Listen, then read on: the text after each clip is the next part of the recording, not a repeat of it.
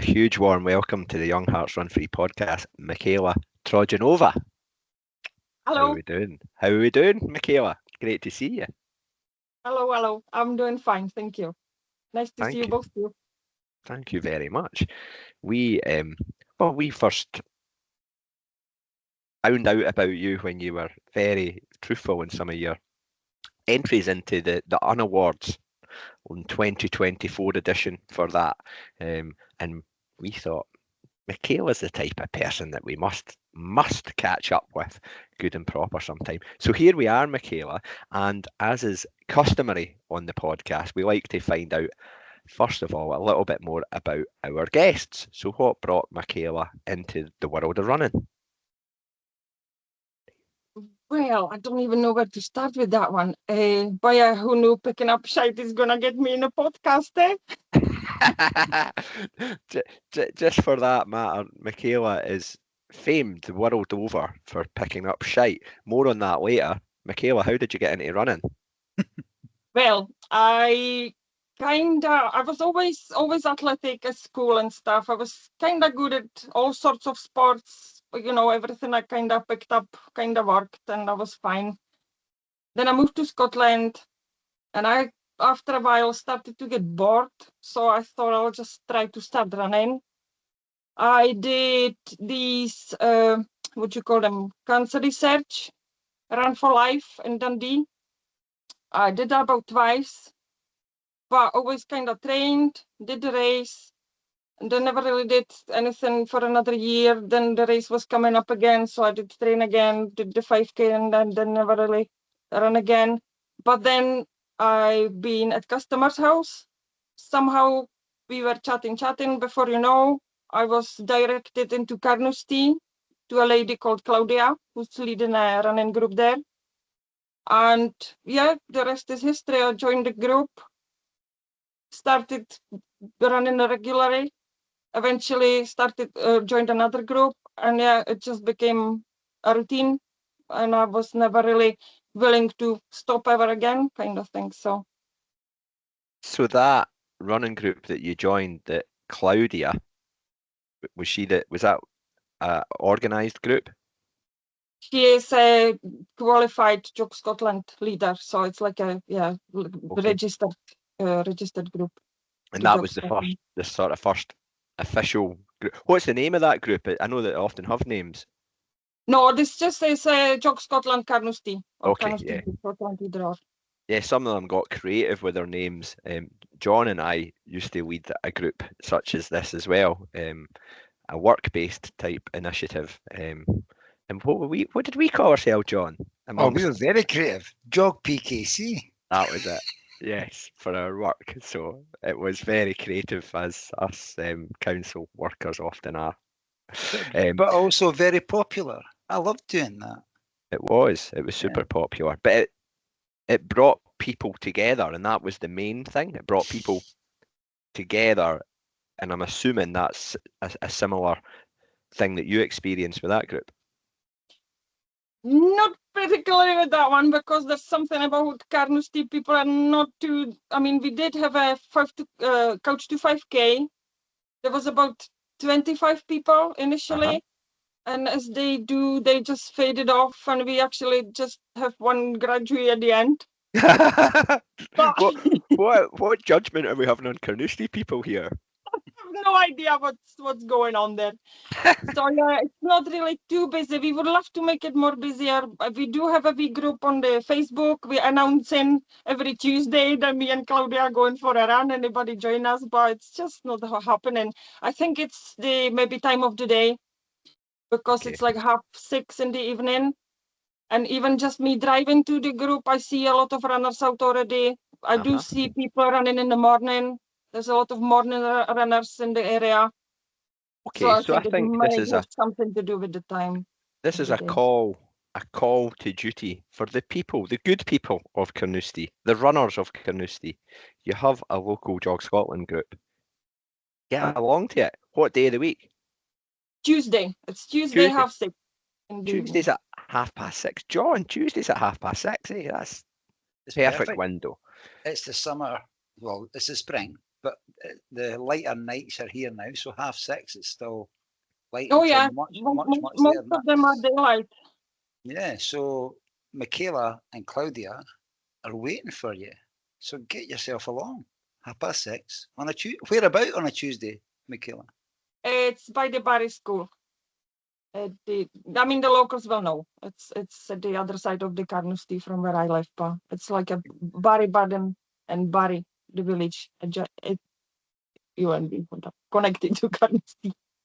So yeah, it's there. Now, but I know a little birdie told me that you also dip a foot in Arbroath, don't you? I did, because Claudia, somehow I think she started with the group in Arbroath, or she was, yeah, that's how she started running, I think. So on Thursday night, 6:30, I go, or try to go, every Thursday to the Arbroath Roadrunners group, Not the which is footers. different from the Arbroath Footers. Yeah, that's a different group. Yeah, but they speak to each other.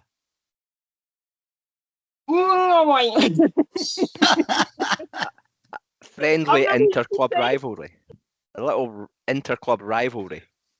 It's not official, I think, but when we do see each other on the races and stuff, we're kind of aiming for each other's t-shirts and stuff, you know. Brilliant. But no, it's all in friendly manner, you know. It's nothing, you know, nothing. We will get back to running in a minute, but I'm intrigued to know, as well as when you started running, when did you start picking up shite? Well, I basically became a serial litter picker during the lockdown, basically, more or less, because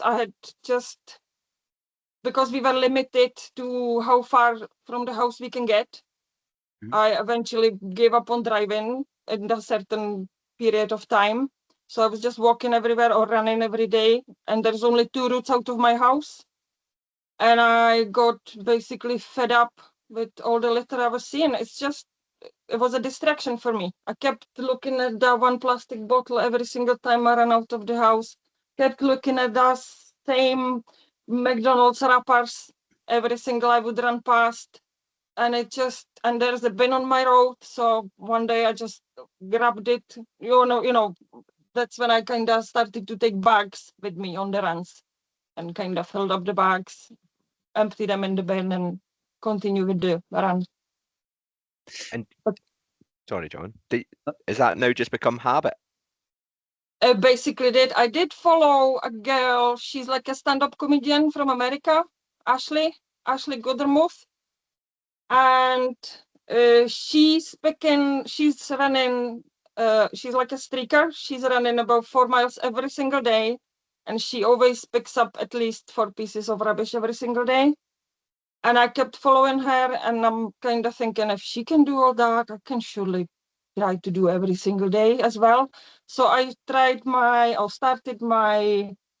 1 piece every run, and that was in maybe September 2019 or 21, even 2021. That was my regular every single run, 1 piece of rubbish at least. So that kind of idea. Do you ever go a run and there's not any rubbish? It happened a few times. Yeah, because that's a good thing. That's a good thing. Sometimes you get. It's a rather rare occasion. It's usually because I picked up a litter picked on the road day before, and it's sometimes not even lasting for a whole day. Sometimes it's within 12 hours. There's another McDonald's cup or a Costa cup or something like that. Okay. But yeah, when there was a snowfall and all the litter got covered in snow, that was an excuse for me not to pick up because it was just invisible. But yeah, it does happen here and there. But yeah, it's a rather special occasion. I was going to ask Stephen, I was going to ask Michaela. Michaela's told me a story before we recorded about what she used to put in her jeans as a child. And I think I was gonna say that. Yeah, I think that's where this passion began. Michaela, please enlighten us. It was probably as I was sent to this earth with the mission. When I was a wee girl, I could be maybe 2 years old, because I started to walk maybe when I was a year old. So I can imagine this would be when I was about 2. We would be going walks in the woods or wherever with my sister and my parents. And when we would come back, my mother would be going to wash the trousers, emptying the pockets before sticking them in the wash machine. So sister's pockets were full of lovely stones and dead beetles and ladybirds and, sticks and all sorts. My pockets would be full of cigarette butts. Simply. Yeah, I know, how odd. So, yeah, At what age? about 2, I would say I would be. I had no sense of what I'm doing. But yeah, that was my mission back then already. So it's been a lifelong thing, hasn't it? And I only discovered this, or I've only know this information for about a year now. I was not really aware of this. I never knew this was the case. Okay, Brilliant. so this wasn't something new really when you started picking up rubbish. It was something that was ingrained already in there. Plus, Yeah. it was really always with me because my granddad would always lead me to leave no trace. I would always be conscious of not throwing rubbish always wait for the bin if I would have something to throw, or just stick it in a pocket and take it home. So I was always conscious. I was just never taking the next step, picking up other people's shit. It was always just my own rubbish and covering my own steps kind of thing. Are we going for the whole plogging chat now, John? I think we do, because I think we it's a big passion of Michaela, so I think we give it its place, yeah. Have you rubbed off on anybody else? Do other people follow Michaela's lead? Oh, John is putting his hand up for the benefit of people listening rather than watching our rather fantastic YouTube channel. Just saying. Yeah, John? I'm not watching the channel because the Spotify doesn't work for me. So I'm exclusively YouTube now. Sorry, I'm Oh, So you're the one view. Yeah, I'm the one like them. Just jesting. John, have you been influenced? most definitely. I think Destiny as well is a big climate change activist, definitely. And I know I'm a big believer in the leave no trace thing. And if I'm out running and I see something, I'll pick it up, stick it in my vest and get rid of it. Hopefully that same day. Sometimes it's days or weeks later that happens. But I've also been made aware of dog. I don't have a dog, but dog walkers, when their dog does a jobbie, and it's at the start of the walk, and the bin's about 100 metres back the way, they'll think, I'll get that when I come back. And sometimes they forget to do that, right? And it happens, right? But I listened to an American podcast, Children of the Nation, and there was a guy, a guest on that, and what he was saying was, when he finishes his run, the last mile, he has a specific look for bags of dogs' jobbies, because people leave them and he picks them up. I was listening to this riff, but at the same time, we were planning this conversation with Michaela. Right. Michaela's doing a pick up one thing as she's explained.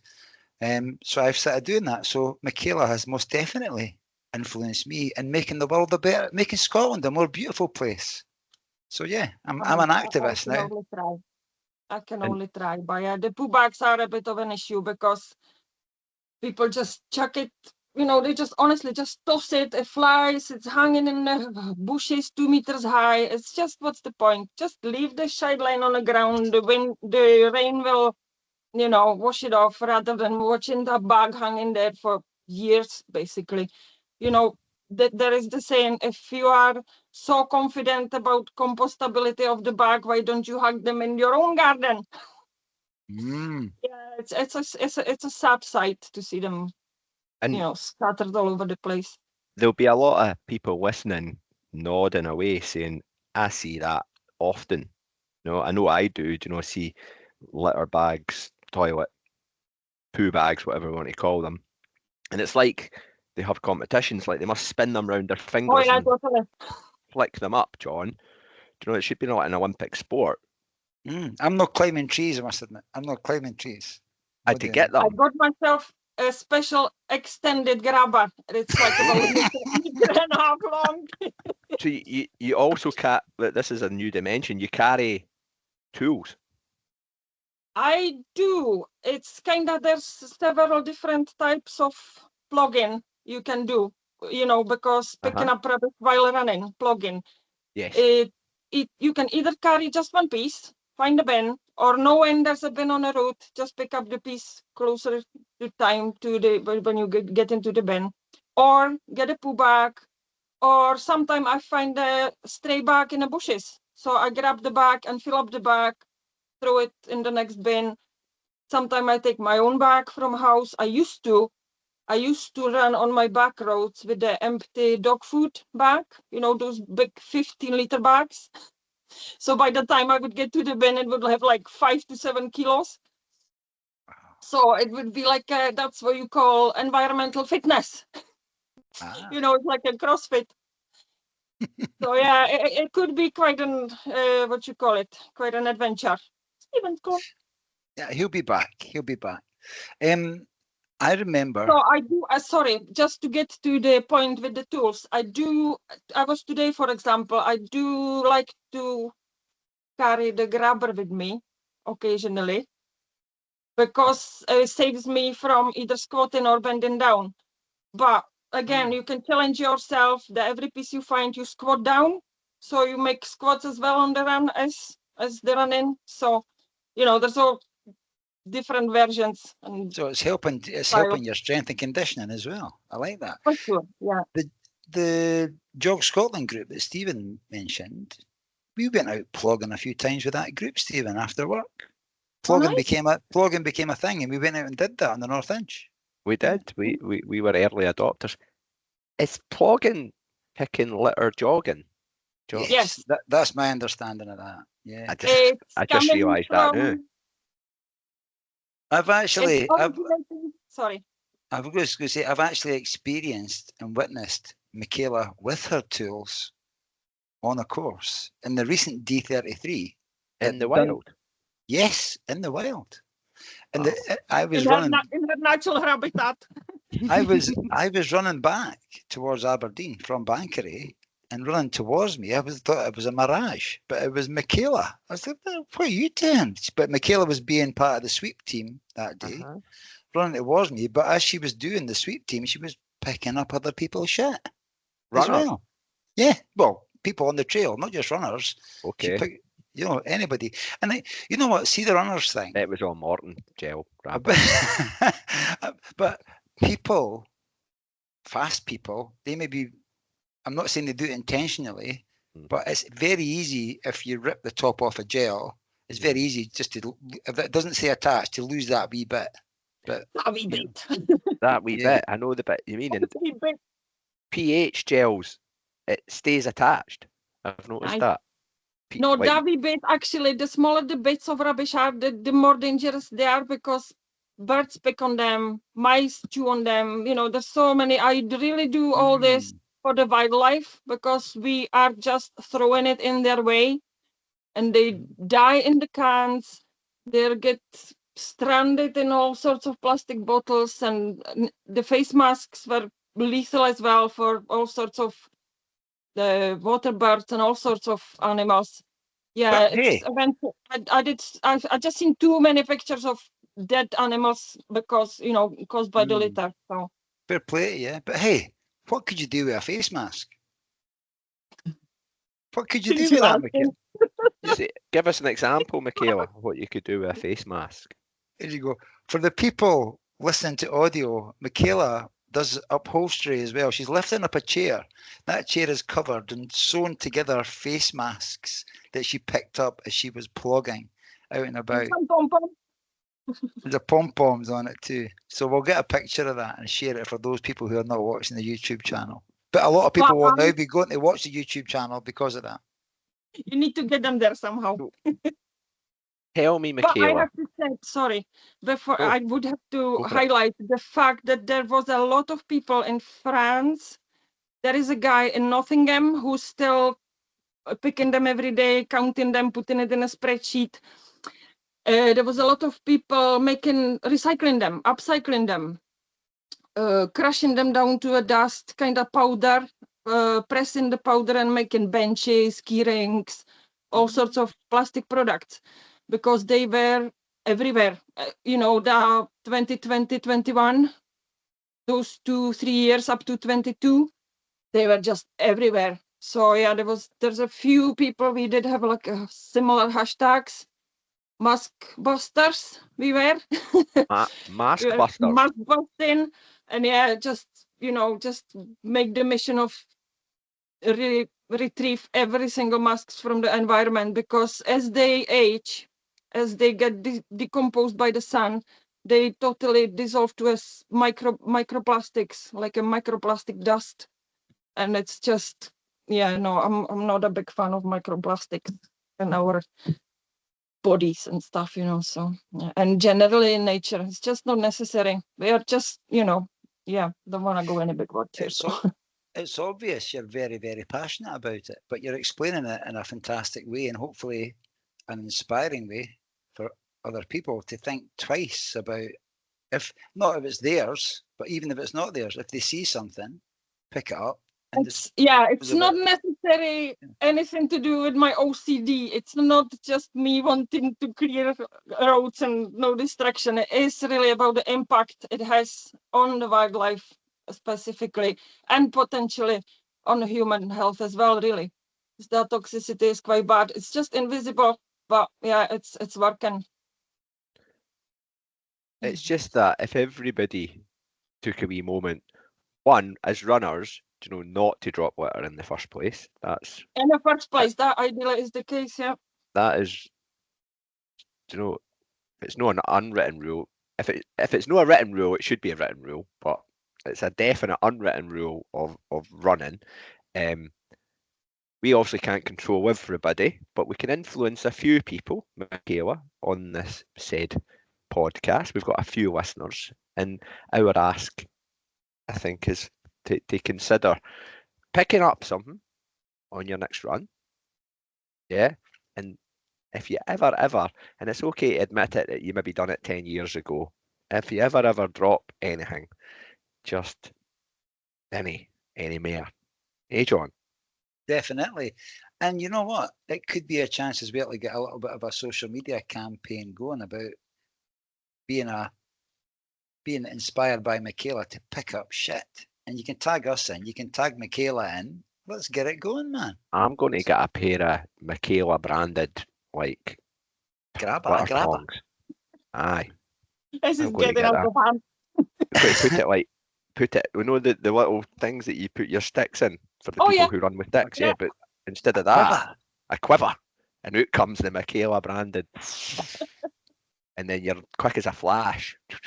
What I was going to ask you, you're running a race now, and you see some litter.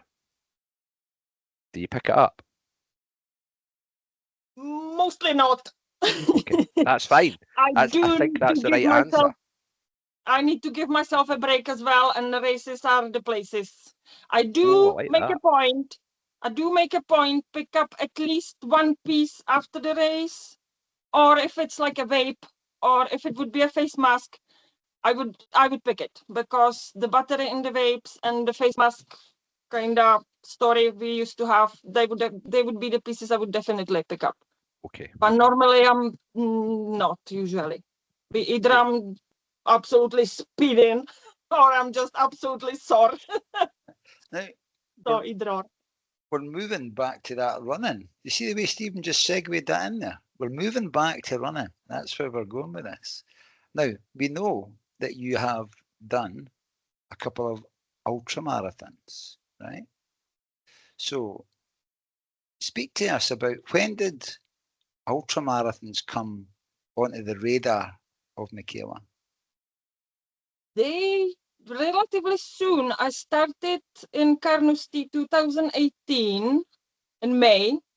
So that will be anniversary soon, 7 years. And I started to know about races realizing the races, 5Ks, 10Ks are the thing. So I kind of did local races and stuff. But if I could run 10K, could I do double? So before you know, I was ogling the half marathons.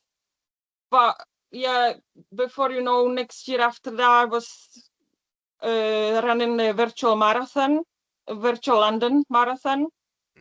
That was in 2022, I'm thinking, or 2021 even, 21, maybe, yeah. or 20 even. 2020 actually Something. was the Roundabout then. virtual one. Yeah. Then I did the first official race, like a in-person race, was my Loch Ness Marathon. And then the D33 was my first ultra in 2022. So that was March 22. So I was relatively early, soon, but not, it was gradual. You know, I did kind of progress slowly, always like double the distance, made sure I'm comfortable there, then moved it a bit notch again and made sure I'm comfortable with that distance. And, you know, kind of progressed gradually, kind of being quite sensible in that sense, I suppose. Sensible. And yeah, Okay. the D33 was actually one of the last races I was picking rubbish. I was only picking up face masks on the D33. Okay. So there is a picture of me finishing, having the face masks tied to my back. So maybe I can use that as a picture. Actually, that's quite all right. Okay. I'm actually, Cool. my red face is not seen that well on that picture, so maybe I use that one. And then we know that you went on, and then in 23, you did the Glasgow to Edinburgh ultra as well, didn't you? Which is what, 50, 55 miles? That was about almost 58, yeah, by the time, yeah, I finished. So that was a great adventure. It was raining most of the time. Oh, was that So year? So halfway through at the Falkirk wheel, I changed into the waterproofs, and I was just hoping and making sure there's no hypothermia coming, and I'm keeping warm and keeping moving, and just water dripping off my fingers, and I was just marching away towards the heat and towards the dry. It was, yeah, kind of, it was tough, but it was great. It was great to achieve the distance. So you persevered. I do. That actually taught me that I'm not a quitter. So yeah, I'm a fighter. I'm not quitting. I don't know if it's stubborn or not quitting, but I was not gonna give up. I mean, the route is lovely. The route was really nice, and it must be so nice in sunny days. But yeah, the rivers were all high, full. You know, all the canals were totally up to the rim. It was almost flat with the road. At one point, when I was crossing one of these viaducts, and it wasn't raining, so the water was kind of smooth, and I was running on this side cobbled path, and in my head I was just thinking, why am I running on these cobbles? Why I don't go on the road? And you know, in the split of a second, oh, it's not a road, it's actually water. You know, The canal. but it was that kind of later stage of the race. You know, you kind of have a bit of a muddy brain, and it was just like, oh my god, I'm gonna even drown here jumping in the river in the canal. So yeah, that was fun. It's quite brilliant though to go between two of the major cities in Scotland by your own steam. It's quite brilliant. But I do remember that year. I remember watching the start. It was sideways rain. Absolutely hellish. It was the kind of persistent drizzle, you know, that gets you. Honestly, I changed into a dry gear at the Falkirk wheel and stood in a puddle within first 50 meters. By the time I got in the tunnel on the top of the hill, I was kind of soaked again, and it was just like, you know, I had the waterproofs, but you know, it was all soggy. Character building, I think is what we call it. That's exactly what it was. Oh yeah. Well and done. then but then Michaela's also been in Auchterarder running, haven't you, Michaela?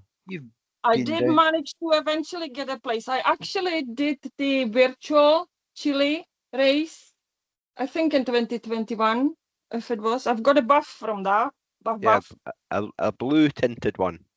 Yes. So that was my first introduction to the Ochterrader family and all the festival Malaki. It's great. I love it.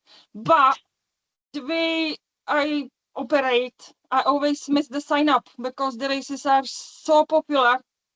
By the time I'm ready to, I'm gonna do it. It's all full, probably for months. So I do need to keep a better eye on it and book in advance. But I did the last year one. Yeah. And again, only because Annie Waters was ill or after an injury and she didn't, so she kind of passed her place on me because otherwise I would not manage either.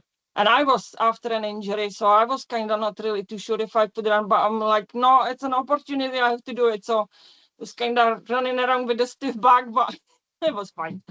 I did Well done. just over an hour. I was like few seconds after an hour, so It's I a usually tough. try to get the races under the 10K under an hour, ideally. But it's a hilly one, isn't it? So Yeah, that's it's my a chat. It's a fun route, but it's got its hills, as I'm sure you would have found out quite near the start. Some of them you almost crawl on all fours. And I think, my opinion is that the buff for last year's chili was one of the best ever. Lovely. And the medal. Really with the Mexican theme. Absolutely brilliant. Yeah. Well, I think there's around about 30 places left for this year as we stand. So better sign up before this episode goes out then. you just email the assistant race director. I'll make sure that things are sorted. Don't worry. Thank you. Thank you for facilitating this week's advert for the Ochterrader Running Festival. Yes, that is it. Thank you. Yes. More than welcome anytime. Entry Central if you're interested. Now, but you said there Ochterrader Running Family, but there's quite a number of families or running communities that I'm aware that you pop up at. You've mentioned about Claudia and about Arbroath, but there's also, I know, Girls on Hills, you're a fan of. Wild Heart Runners, you're a fan of. Yeah. Do you want to say a bit about the community side of running, Michaela? Yeah, well, I'm not really too sure what to, but it just makes the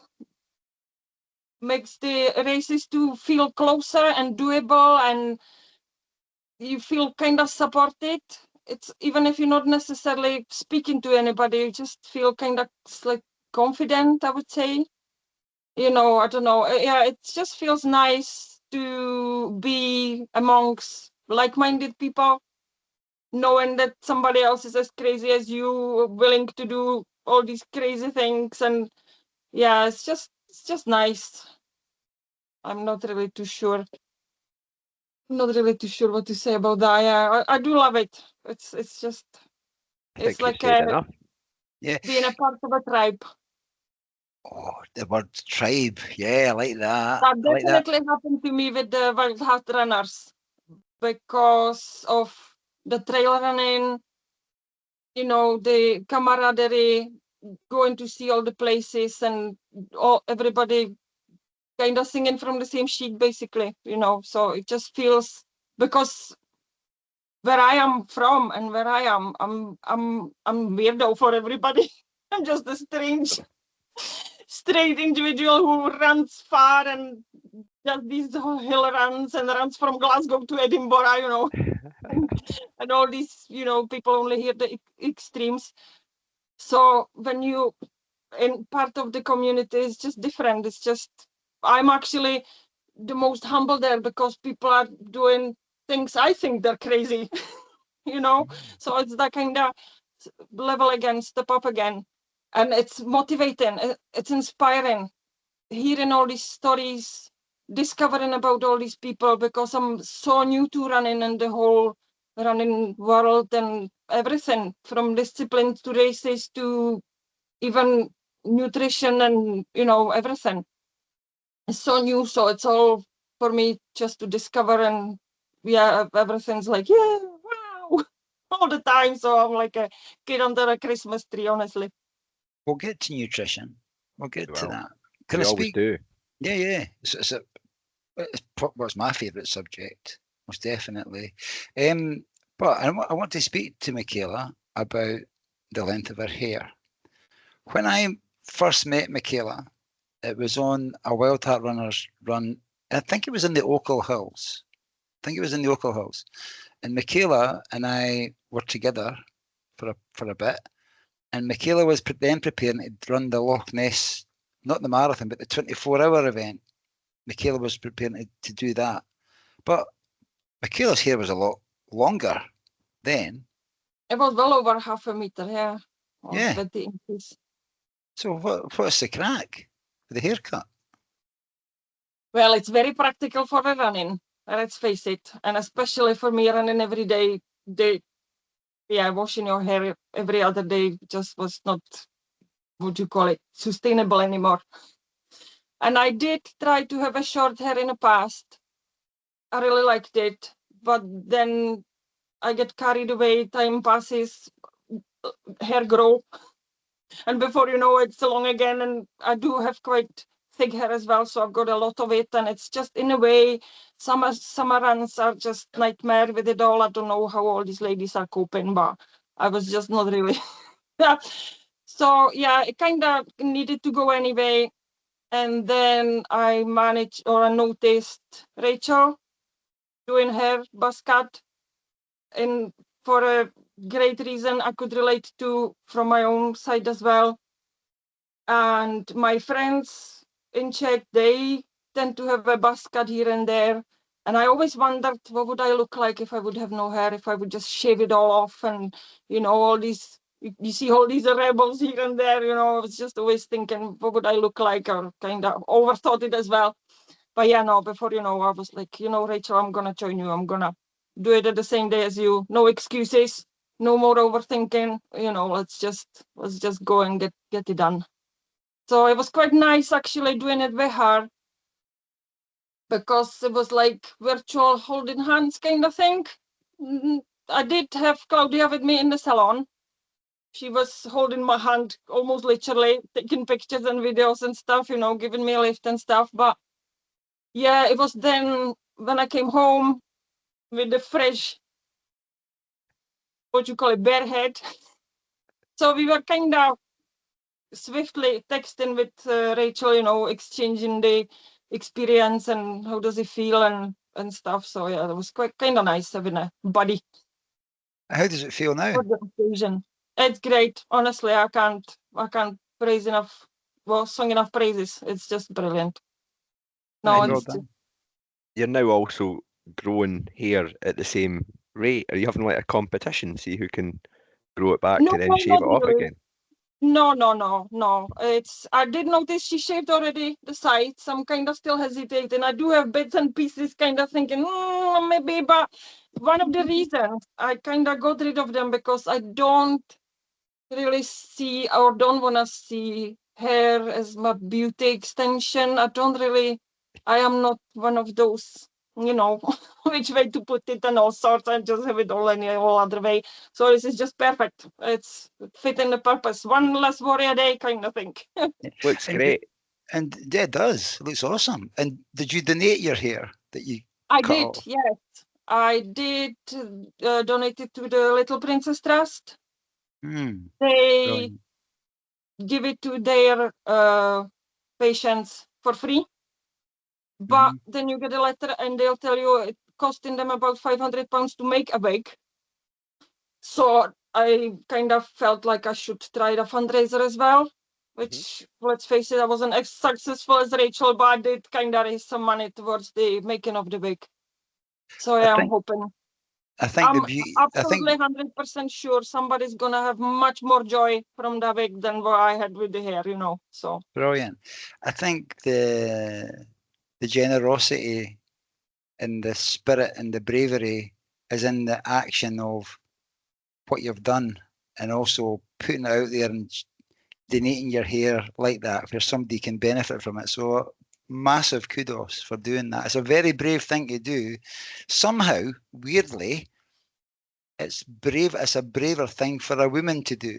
It shouldn't be. It's just hair. Do you know what I mean? But seemingly in the society we live in, it seems to be a braver thing for a woman to do, and you've done that. So well done, Michaela. I'm full of admiration for you. Well done. Thank you. I Brilliant. used to be hair crazy. I used to dye my hair almost every 3 weeks, but that was when I was like 16, 17. You know, I did kind of make a fuss of it and stuff, but over the years, I just don't. Somebody else will enjoy the wig much more than I do my long hair, so it was Brilliant. only fair. Pass it on. Now, Michaela, you've mentioned this a couple of times. Run streaking. Now, that isn't streaking when you're running. John, settle down. Yeah. I It never is. knew about this meaning of the word, by the way. Okay, it was took me a couple of years into the streak finding out what other meaning this word has as well. Okay. I'm not doing any of that. No, this is the act of running every day. And, well, how many days are you on today is your continuous run streak? Today I completed 1,969th day. 1,969 days of running. And do you have to run for X amount of minutes per day? The minimum distance by the Streak Association runners, they're based in America. They've got a database and everything. It's a minimum daily 1 mile. Okay. So I do kind of call these runs streak savers. When I'm not up for it, whether mentally or physically, I'm gonna squeeze out that 1 mile no matter what. So yeah, that's that kind of madness in the streaking that you kind of commit it. But how did it start? Well, I started with Marcothon. Thank you, Debbie. Ooh.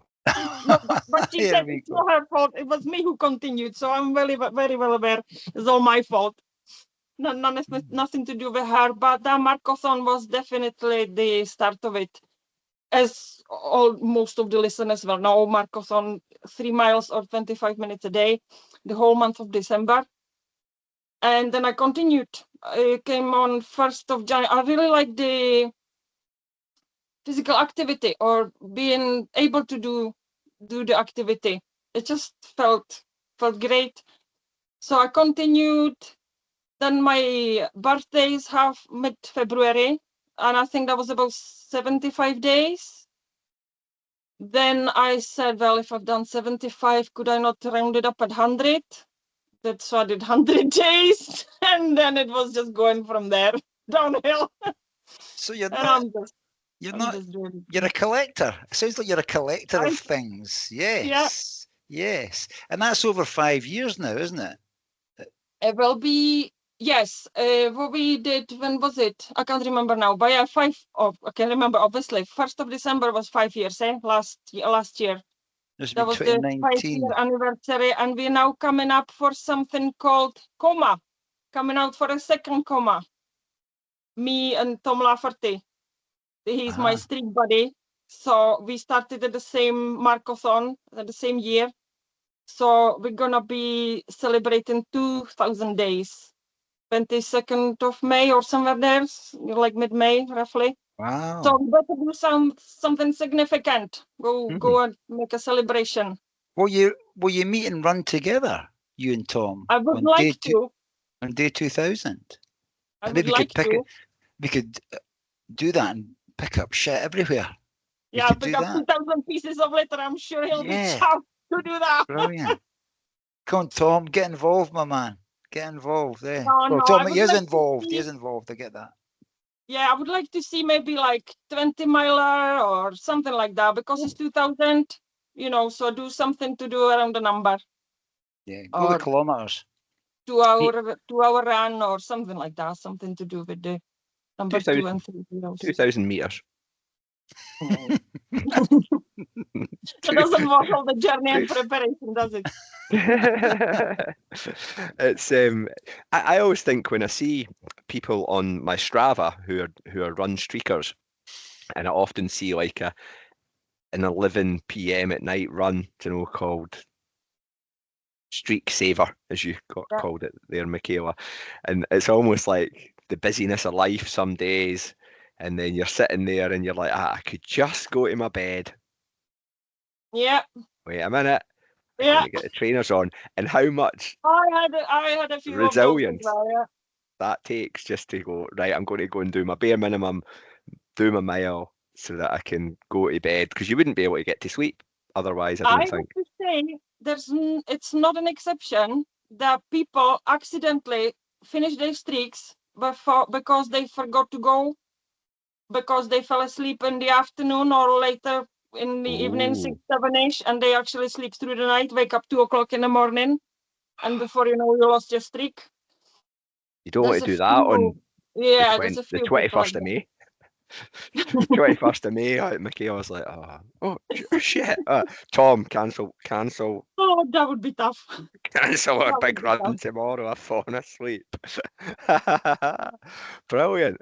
And do you Well, but intend I to? have to say, no, maybe not. But yeah, no, he runs through some injuries, and that's the part of the streaker's denial. Running with injuries and running in uncomfortable situations and stuff. Yeah, we do. Streaker's denial. Yeah, Like like that. it's not an injury, it's not a pain, I can run, I can still run. Put it to the back of my mind. Well, Yeah.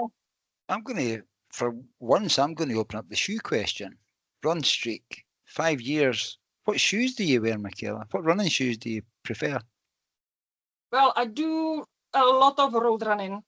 So most of my streak runs are on the roads. So I've got a lot of road shoes, and I'm rotating a lot.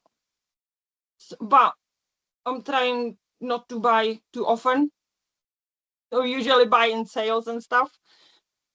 But yeah, most of my shoes definitely go over 700,000-800,000 miles and stuff like that. What make? Yeah. What make are they?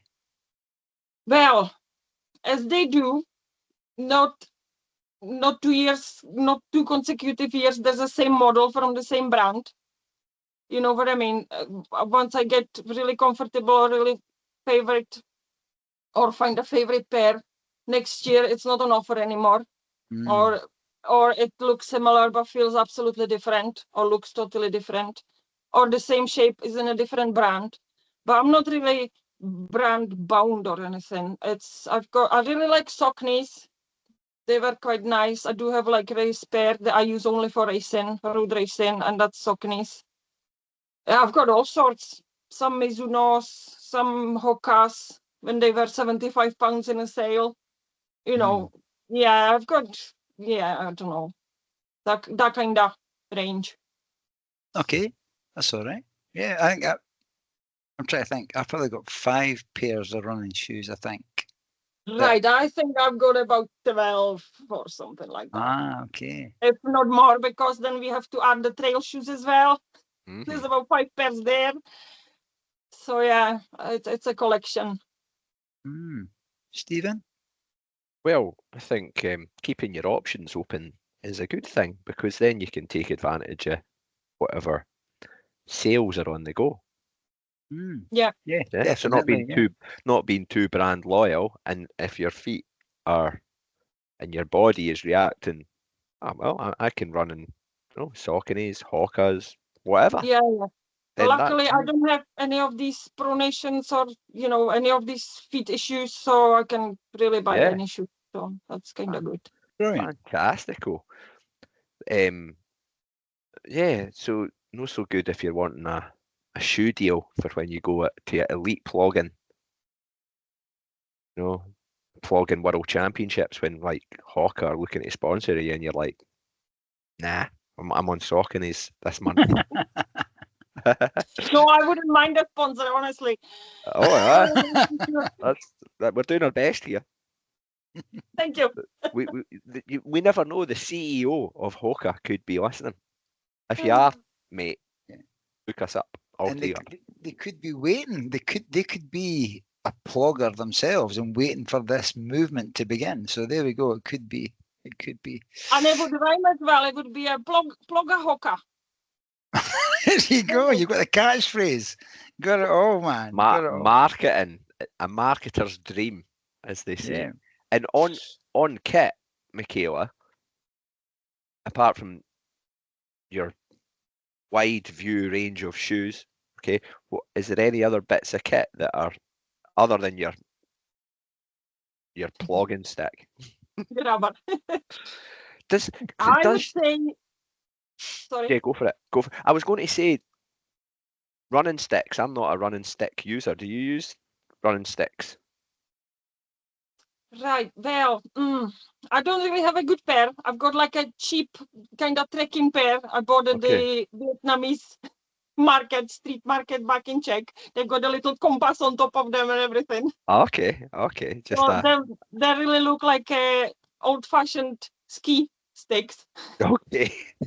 But I did already experience the advantage of using sticks when I'm tired.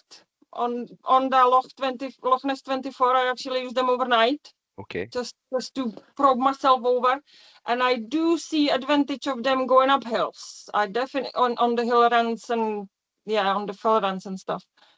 But yeah, no, I'm not taking them as a kind of wondered if you could spike litter at the same time as using them, almost like that's dual purpose. I can see that working. Spiking litter whilst you're going up a hill, like there's a packet of Golden Wonder crisps. And keep it on the stick, actually. I don't even have to take it off in the bag, just keep it on the stick. It does. I think there's something in that. Another type of marketing. There is also proper run kit that you actually use that is of good benefit. What is your favourite bit of run kit? I would say, I mean, the buffs are obvious for their multifunctionalities and been mentioned so many times. So we all buff. It almost goes without saying that almost, buff is at number one. Okay, but thank you again for mentioning it. We might have some news and new buffs soon.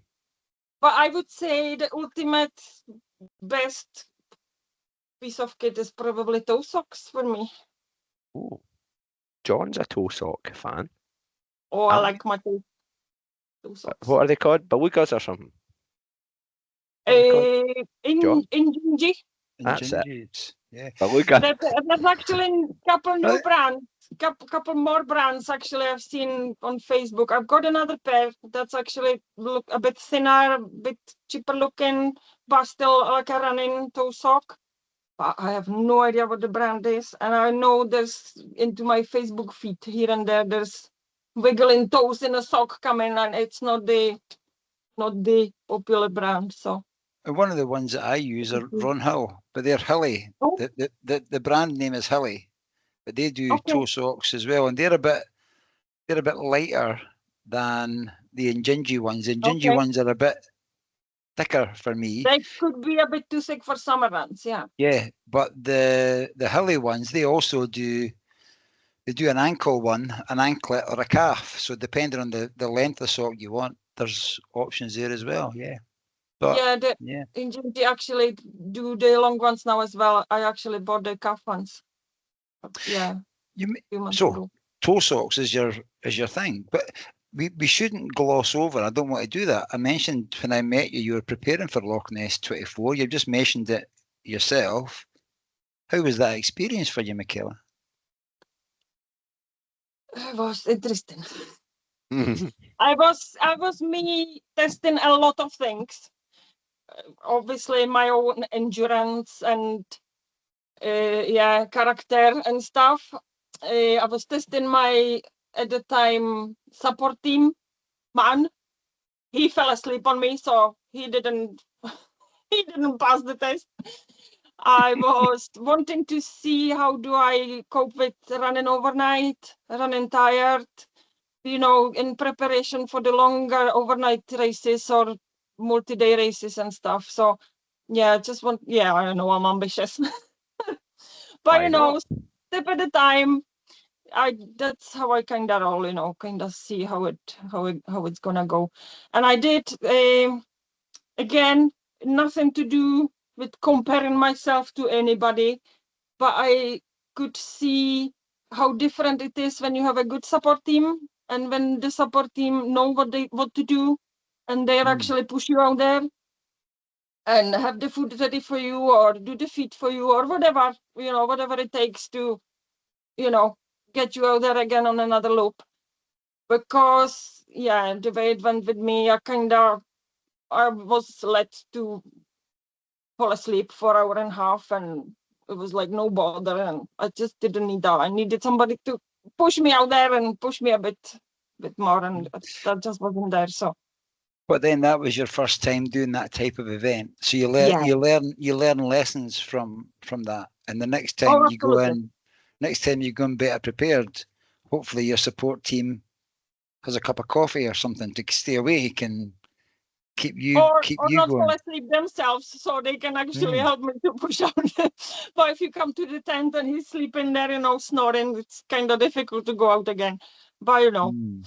it was good. I still finished like fifth woman, fifth Wow, female. brilliant. So Brilliant.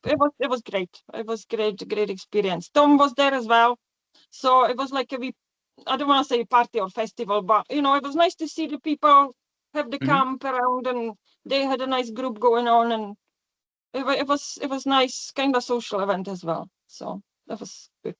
Has it sparked an interest for something like the backyard? Is that something you Well, might do?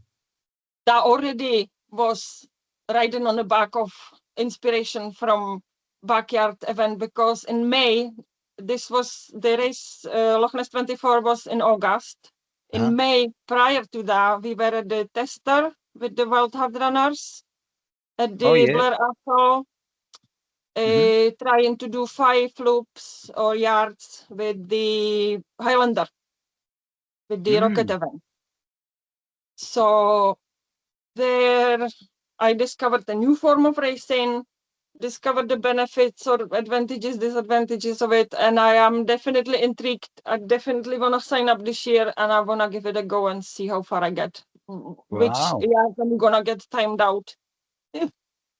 Well, Steve and I have never done a backyard. Stephen supported at Blair Athol for All his right, wife when nice. Fiona was doing it. So Stephen's got. I've witnessed it as a spectator, but it'd be really, really fascinating. So who's going to? Are you going to go to this one in Blair Athol, supported or unsupported? What are you going to do? I'm supported again. Okay. I just don't have. It's just not happening. The support team for me. So I'm sure eventually, what I would like to dip into is me becoming support team for other people. So eventually, maybe I might get somebody who will be willing to support for me. But that's kind of wishful thinking at the moment. So we'll see what the future holds. Would You you never like know. Would you like support? Because we can put a shout out if anybody's wanting to be up in Blair Athol this year at the Highlander. Anybody wants to be shouted at? Yeah, some people like And come that. to 4 o'clock in the morning. I Some mean, people's idea. I probably am quite curious at the same time how far I can get unsupported, but I've got a bad feeling that it's not gonna be too far. I don't know. So yeah, if there's anybody out there who would be willing to stay up all night or have an interrupted sleep and see all the fun, I would be more than happy. But Just it is a difficult role. I'm kind of just thinking. you watch. Just you watch what happens. Just you watch what I'll let you happens. know. Yeah. Mm. What else is on the horizon for Michaela? What's happening next? It's the devil next weekend. It's the devil. I would love to do the West Highland Way next year, but I'll have to see how the devil will go and if I'll manage to remain injury free and train enough to be able, and mainly to get in, because I hear getting a space in West Highland Way is not easy way either. Yeah. So yeah, then I'm signed up for hopefully the Highlander in July. Then there's September, Ochel Ultra. Mm. And I can't remember how much was that. 40 miles maybe? I'm not There's- too sure now, top of my I think head. there's a 30-mile version and a 50-mile version. Right, it's the 50 mile then. Of course. Brilliant. It's from Perth to Stirling, or the other way around, Stirling to Perth. Yeah. But Brilliant. you know what? Because I always drive by these hills, and I'm always, oh, look at them hills. I'm gonna be running there one day. And then I seen the Ochel Ultra actually on the, I think it was the, what you call it, event sign-in page. What you call that page again? Entry Central. Entry Central even, yeah. So I kind of signed up for it there, and When we had that's it that, for the year, kind of thing. when we had that nice weather the last few weeks, the Ochels have been looking resplendent. That's Stephen sees the Ochels out his window. Mm. Yeah, no, they're magnificent, lovely. Yeah, look Lovely absolutely windows. Oh, gorgeous. Yeah, so the devil. People, this episode will probably go out on the Friday night before the devil. So people Yep. might be traveling to the devil, whether that's the Friday or they listen to it. Some people will be running the devil listening to this. all right. Imagine that. So Okay, imagine I that. hope you all trained better than me then. And you enjoy it. So by the And end of the don't drop your devil, rubbish. yeah. And don't Or- throw your rubbish. Oh, Oh, but also by the time you finish, by the time you get to Fort William, you might have a support crew for Blair Athol. You don't know who you're going to meet on the trail. But anyway, my question is, I don't how know. was your training? How was your training been for the devil? How are you feeling? No, not great. First time ever, it's not really great. Usually I'm quite disciplined, injury free, Mhm. but I did lay off and I really took time to recover from the last painful episode that took few weeks. Actually, I couldn't really figure out what it was. Eventually the pain left. I'm slowly getting back to the gym, back to the longer runs. So I'm kind of, I don't want to say started from scratch again, but yeah, kind of not as fit as I was like to 2023 when I was doing the Glasgow to Edinburgh. So, but I'll be fine. I'll enjoy the scenery. I'll not think about the pain and I'll just push through.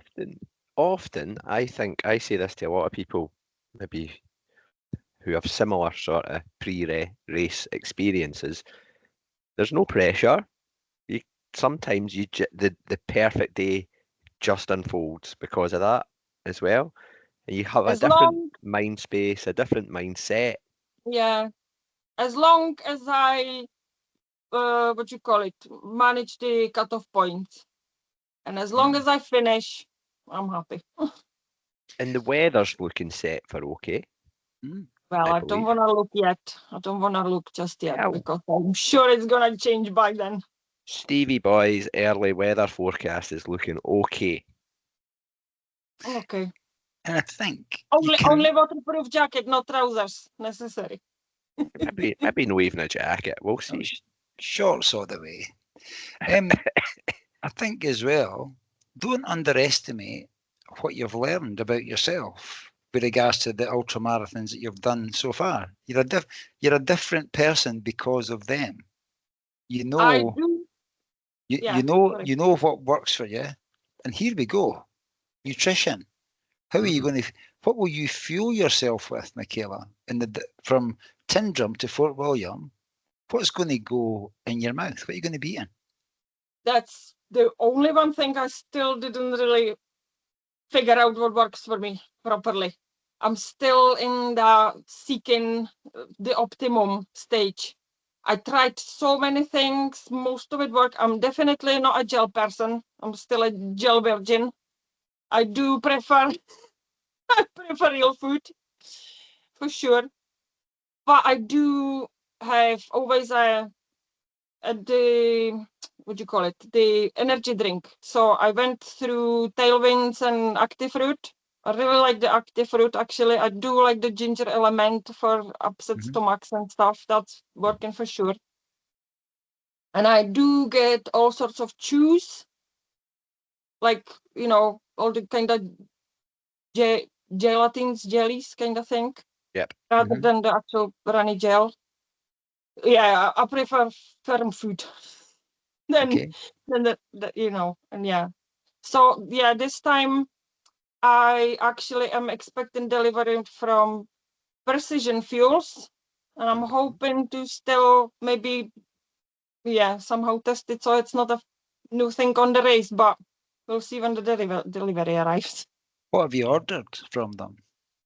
The carb only a The drink. energy drink Okay. and the salt taps as well and the juice. The And I've got juice. some Voom juice, the VWM. Mm. I've got some of them, and I've got the SIS, the blocks, the gel blocks. I quite Okay. like them, the orange flavor. I quite like them. They're quite nice, actually.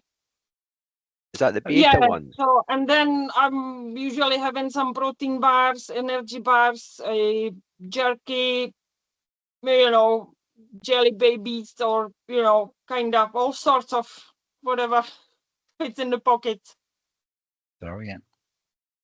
But Love it. I am struggling, like, get stuffed with 90 grams of carbs every hour and stuff. To me personally, it just seems so much food, It's so a much. lot. It's a lot to take in, And isn't it? even the fact that I have to kind of eat every half an hour or every 40 minutes or so, it's just, I used to, when I started, some of my even marathons, I would just not eat anything. I would just have my drinks and that would be all. I wouldn't actually have a piece of food or chew or anything.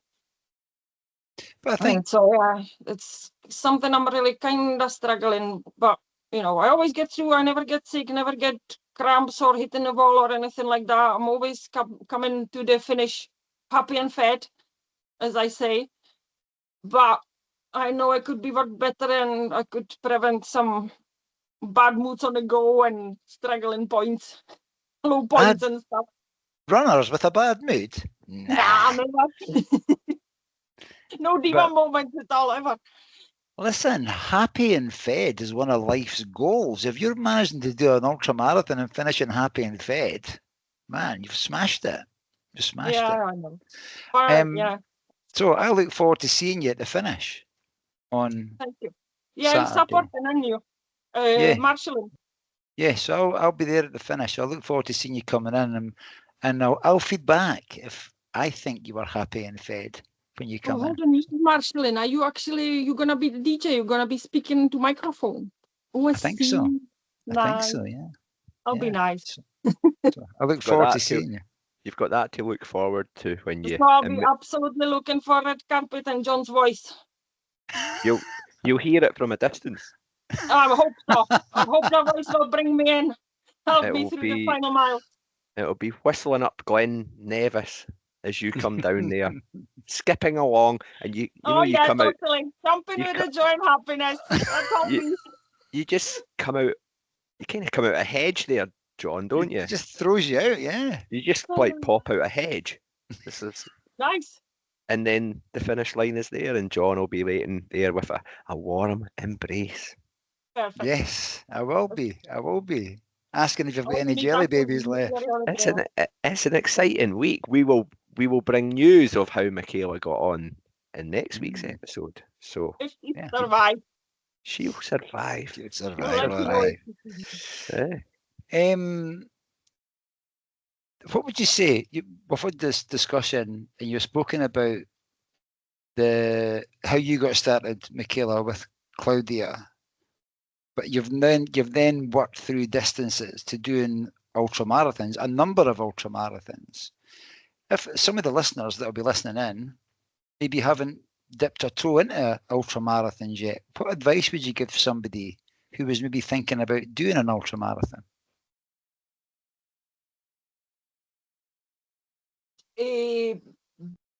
Conquer your fear, go for it, commit, sign up for a race, follow a running plan, and just go and try to enjoy it. And enjoy celebrate the little wins in the training.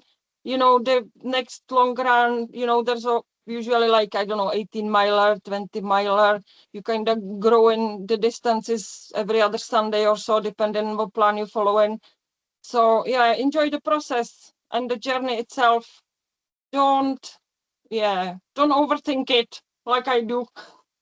I'm going to go with what you said first. Conquer your fear. I love that. Conquer your fear. Yeah, I quite liked your previous guest because that's something I discovered with my running. The fear quite often is just us overthinking, imagining, kind of, it's quite often not based on an actual reality. So yeah, it's in there.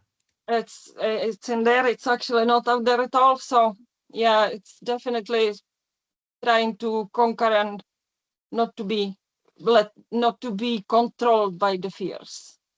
That's a big thing as well, actually. And that's applying not just for running, it's generally your life as well. Good life advice there, Michaela. That's me, the life coach. Stephen, let's open up that dialect dictionary. Yes, we are offering you a chance, Michaela, to pop a word or phrase into the Young Hearts Run Free dialect dictionary. Over to you. I did kind of think about it. And I'm just gonna go with a nice Scottish word. It's just a nice word for me, but I'm not saying it's a nice word. I don't know. It's oxters. Sorry. Oh, that's my word. It's related to running more than anything, isn't it, as well? Because one of the places you do need to take care of is your oxters. And it's just nice word. I do love, like speaking languages and learning foreign languages and stuff. And some words just sound nicer or are for some odd reason better than others. And oxters is one of them. It just makes me smile or laugh every time I hear it or every time somebody uses it. So that's a good one. It is such a nice sounding word, eh? Oxters. Oxters. It kind of just. It almost sounds like animals. Yes. Like otters or something. And you can be up to your oxters in. Copa. Kind of means you're swamped. Oh yeah. Up to your oxters. How's things, John? Aye. I would say my oxters are reeking, Stevie Boy. I'm okay. My left oxter smells more than my right, which is weird. Your left oxter smells more than your right. If I'm running and I'm sweating, John, you're being recorded. I'm okay, man. I'm an open spirit. When I'm running, the more of a smell will emanate from my left oxter than my right oxter. So something's not quite out of kilter. It's a revelation. How often do you smell in your own oxters to judge this? Oh, frequently. Michaela, we went on a path that you didn't intend here, but it's one that I shall be monitoring, and we'll get some updates from John on his left oxter and its problems and issues. Does it create like a bigger map, does it, on your t-shirts and stuff? Yeah, it sometimes does, yeah. I think it does, yeah. But anyway, Oxter's in the dictionary. I don't know why I went down that route, but here we are. Nor do I. But anyway, yes, we were lacking in O's in the dialect dictionary. So thank you, Michaela. So it is officially entered. Boom. Like I knew. And then, Michaela, our final question. You know how this goes. It's a musical one. We've got a brand new playlist number 10. What song or track would Michaela Trojanova like to add in for the Young Hearts Run Free listeners? Yeah, that was another one. I had so many songs to think about. And I just went for the one that might be the least known, but again, it might be very popular with everybody. I think they're called Royal Deluxe. Royal Deluxe, yeah. And I just forgot the name of the song. I take should your write time. it down. Oh my God. Oh my goodness. And I'm not gonna even find it. Oh, can I have a pause here? Oh my God. It's okay. Take your time. It's something to do with time. No, it's not. No Limits, of course. Oh my goodness. It's called No Limits. Okay, Royal Deluxe. No, I don't know that song. You might know the Savages. Yeah. They've got a song Savages. I would love to choose that, but the more often I listen to it, the more I hear them singing Sandwiches. Okay. That So actually, I'm not choosing that one. sandwiches would be much preferable. Oh, Rather than So that's okay. They're just singing about yeah, no, so sandwiches. I mean, at the same time, if you like that song, just listen up for Sandwiches. You will hear it there, because my partner, he's saying he just hears Sandwiches. He doesn't hear Savages at all. And we must say an apology to any massive Royal Deluxe fans, because that's all you'll hear now for the rest of your life. You won't hear Savages anymore. It's now going to be Sandwiches. You hear Most for the likely, rest of your I'm life. sorry. Oh, Yeah. Michaela, again, a whistle stop tour we've had of your running journey. We could speak a whole lot more. I knew oh yeah, that I knew that day on the Ochils that you and I can both talk, Michaela. I would You say know, so. and we'll fold this space in really well. But I've thoroughly enjoyed it. I've learned so much. I've learned a lot about your resilience for running as well, and what you've picked up. I love your passion for plogging, and you're on a mission to normalize plogging for people to go and Absolutely. pick things up. And I hope people will take heed and they'll start doing that as well. I loved you sharing the bit about you shaving your head, getting your buzz cut, and that how you described that. So thank you for sharing that too. And I look very much forward to seeing you on Saturday at the Devil of the Highlands. And I wish you all the best. Wish you all the best for that. I'm going to hand over to Stephen to say wrap it up. Yeah, thank you very much, Michaela Trojanova. That has been an absolute wonderful little chat. We've had probably an hour and 20 minutes or something. And I know it's flown by, and that is always the sign of a really good, entertaining blether, as we say. Thanks so much. I have also learned a lot. Good luck on the weekend at the Devil of the Highlands. You'll love it. It is such a wonderful experience. Just smile and remember that we're the lucky ones getting to do this. And then also, yeah, go smash that run streak, which I don't see you giving up on 2000 days. So, yeah. No, me neither. Report back in when you hit the 10,000, 20,000. Who knows? Life. Absolutely. That's it. Yeah, that's the open end. That's kind of nice about it as well. Thank you you so so much. much. That's all right. Thank you. It was great. And I'm loving your podcast, and I hope you're not finishing anytime soon with it, because it's just so nice to have you in my lugs on the long runs and hearing all the inspirational people. It's just amazing, all those people, their achievements and journeys, and I just love it. So please stay the same as well, please.